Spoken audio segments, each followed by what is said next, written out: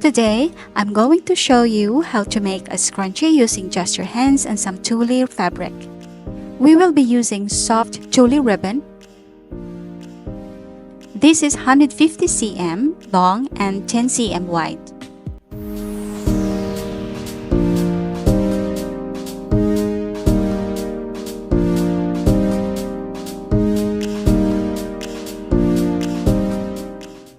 Grab the ends and we will sew them together, so grab your needle and thread.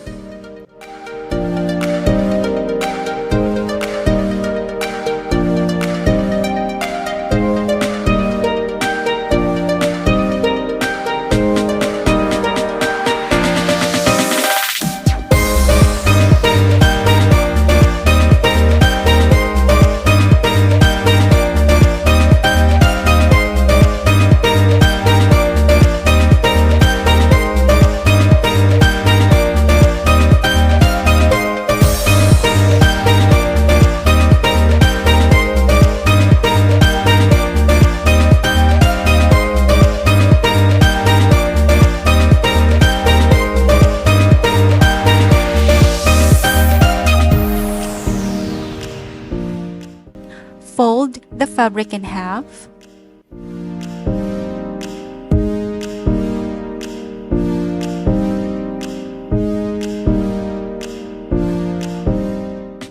We will do stitching all around. Start from 1.5 cm from the edge.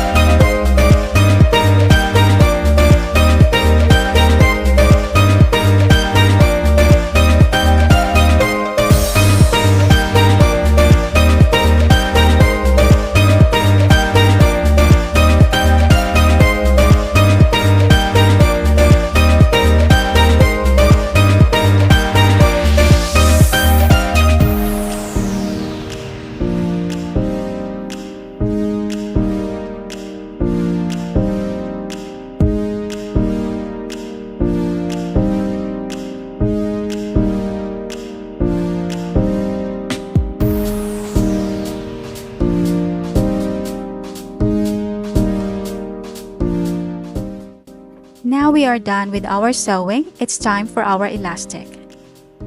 We are using 1.2 cm wide and 19 cm long.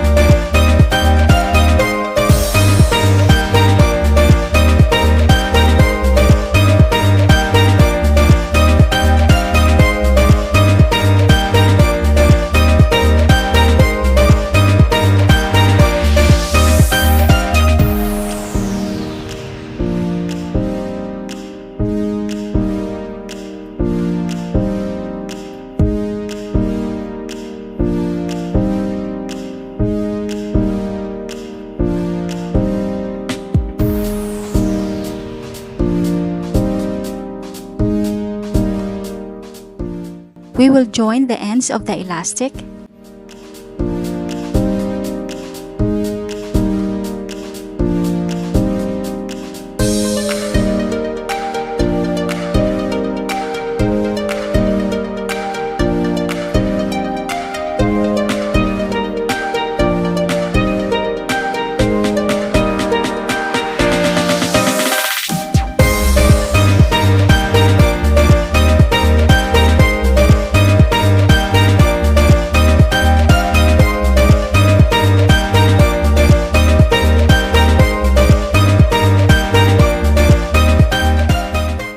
It's finished! I hope you like this bow tutorial. If you have any question, please let me know in the comment below. Thank you and see you again next time.